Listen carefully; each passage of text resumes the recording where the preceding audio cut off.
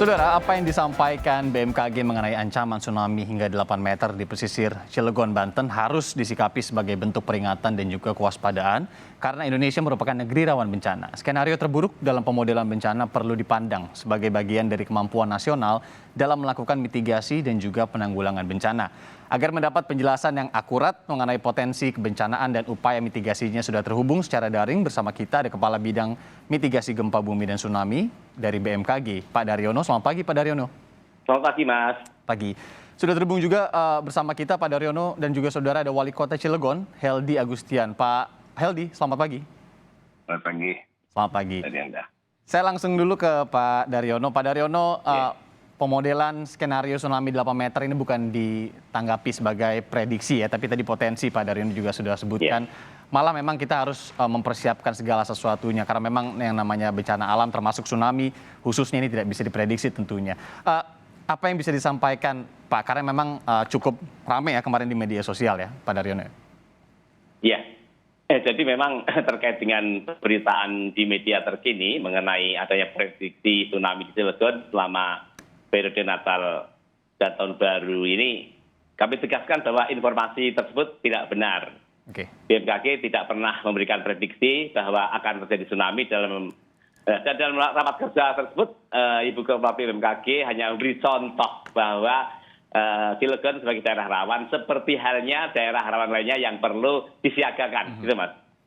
Oke, sudah jelas berarti ya Pak ya, ini bukan prediksi, memang kalau tadi disebutkan adalah pemodelan, kemudian ada skenario terburuk di sana, memang ada potensi di sana. Tapi mungkin bisa diperdalam lagi Pak, seperti apa? Kenapa wilayah Cilegon ini kemudian disebut berpotensi dan juga kenapa skenario terburuknya ini hingga 8 meter tingginya dan yang paling penting kenapa saat Nataru begitu?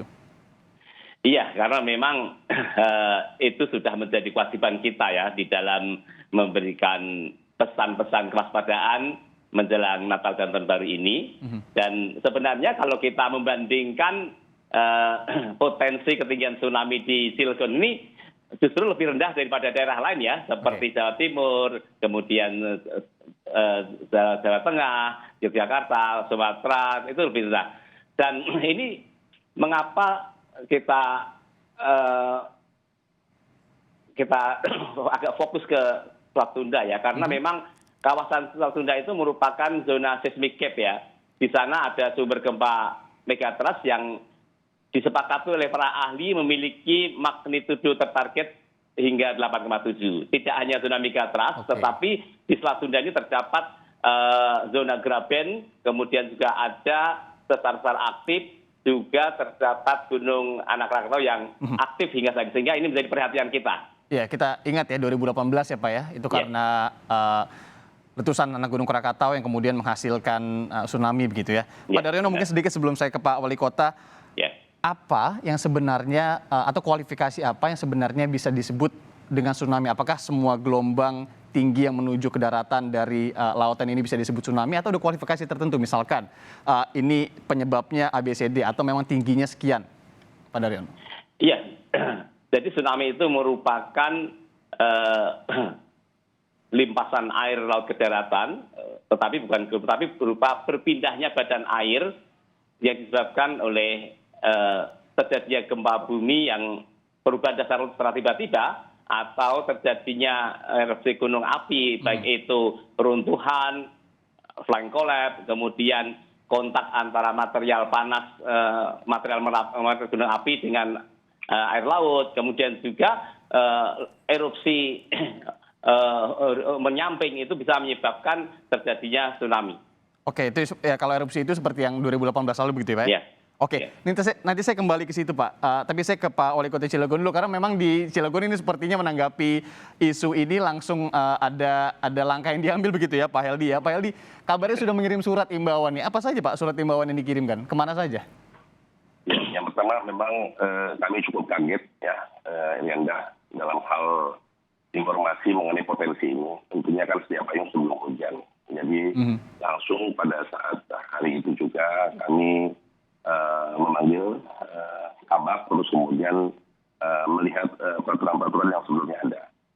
Alhamdulillahirrahmanirrahim, jadi pada saat malam itu juga saya langsung tanda tangan dan besoknya langsung disebarkan gitu ya. kami membuat 2 surat.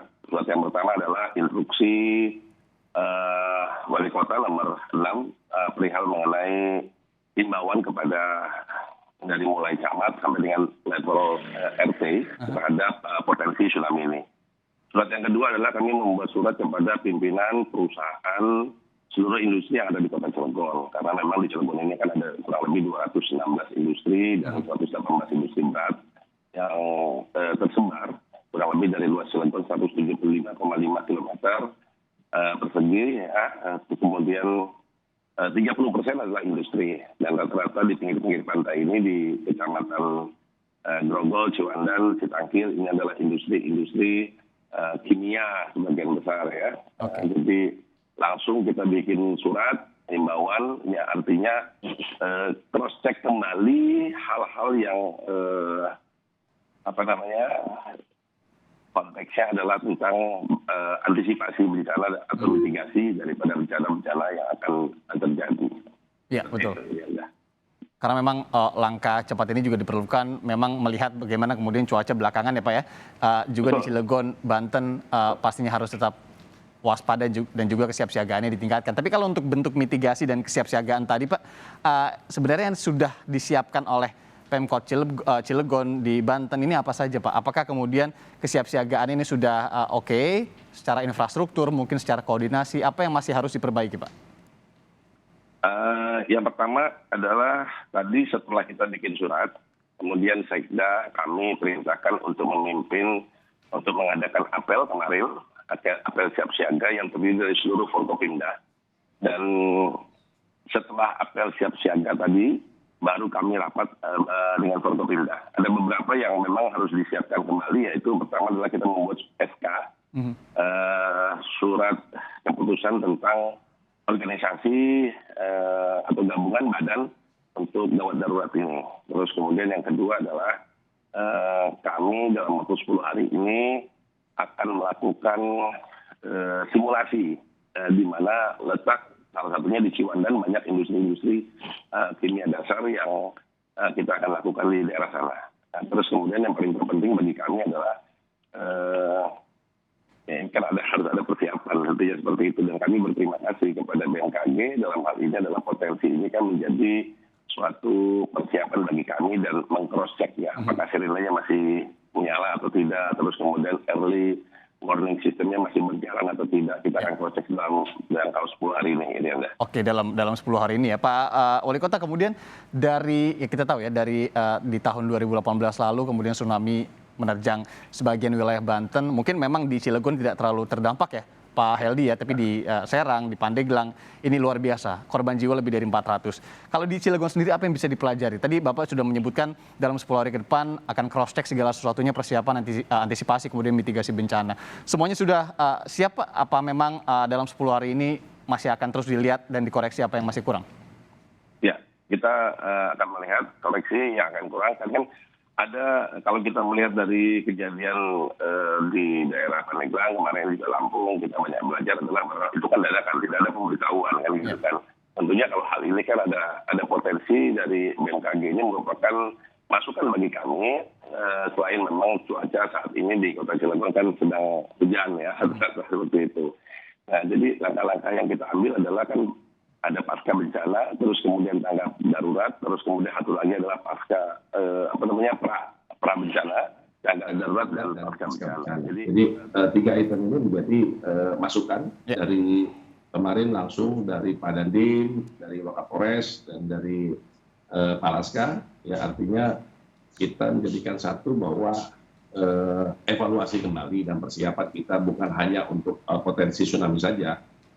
Memang kalau di Cilegon ini kan karena begitu banyak industri, kekhawatiran kami adalah yang pertama adalah bencana industri, yang kedua adalah bencana alam, yang ketiga adalah bencana alam yang mengakibatkan bencana industri. Nah ini kan dengan adanya potensi yang dilakukan oleh BMKG, ya kami menghimbau kepada seluruh industri untuk sama-sama jangan sampai kita berdoa, jangan sampai terjadi, tapi persiapan harus kita lakukan. Harus menjadi momentum juga untuk melihat kembali semua persiapan, kemudian rencana-rencana tanggap daruratnya seperti apa pasti ya Pak Heldi ya. Oke, saya kembali ke Pak Daryono. Pak Daryono, tadi disebutkan ada beberapa kualifikasi atau dalam tanda kutip syarat begitu ya Pak ya, bisa terjadinya tsunami ini seperti apa. Tapi untuk prediksi sendiri tadi Bapak sudah bilang ini tidak mungkin bisa diprediksi ya, bencana alam kemudian juga tsunami. Pak Daryono, sebenarnya syarat terjadinya tsunami ini apa saja yang mungkin bisa disebutkan oleh BMKG? Iya, kalau dari BMKG tentu saja untuk menentukan sebuah gempa berpotensi tsunami atau tidak itu didasarkan pada skenario model yang kita buat ya. Jadi tapi rata-rata jika gempa berkekuatan di atas 7 dengan kedalaman dangkal kurang dari 30 dengan patahan mekanisme berbentuk vertikal di dasar laut atau patahan naik itu bisa membahayakan tsunami ya.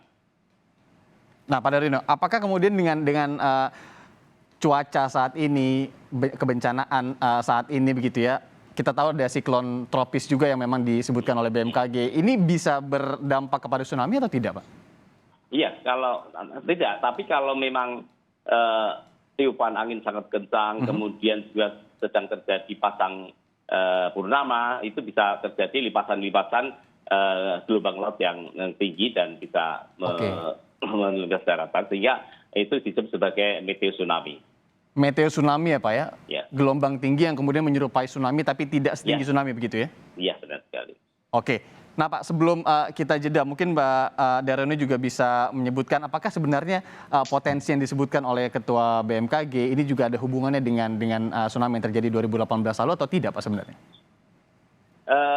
Saya kira kaitannya hanya ada pada bahwa di Selat Sunda itu merupakan kawasan seismik aktif dan kompleks dan di situ juga terdapat gunung api aktif sehingga multi hazard itu bisa terjadi di sini dan kita tahu dalam catatan sejarah bahwa di Selat Sunda sudah terjadi tsunami sebanyak 10 kali dengan intensitas yang bermacam-macam sehingga kita patut siaga dan BMKG sudah menyiapkan seluruh peralatan di Selat Sunda dan Selat Sunda adalah tempat yang paling lengkap sistem monitoring proses diseminasi kami, di mana kita memiliki banyak sekali sensor seismik, kemudian kita juga memiliki monitoring laut seperti tide gauge yang dipasang oleh Badan Informasi Geospasial, kita juga memiliki AWL, kemudian kita memiliki ISDL, radar tsunami, kemudian juga buoy tsunami dari BPPT, kemudian sirine ada 5 dan masih banyak lagi sehingga Selat Sunda ini sebenarnya memiliki